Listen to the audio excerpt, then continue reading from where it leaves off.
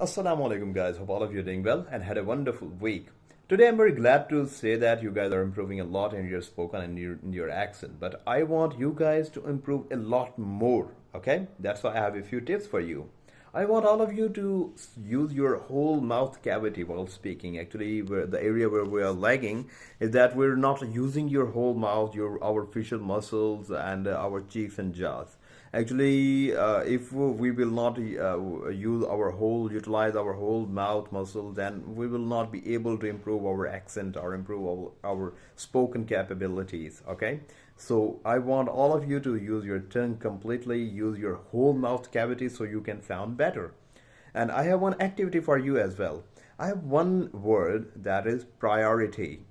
I want all of you to record a video of around 1 minute. In that video, you guys have to introduce yourself, and after the introduction, you guys have to make at least 5 sentences by using the word priority.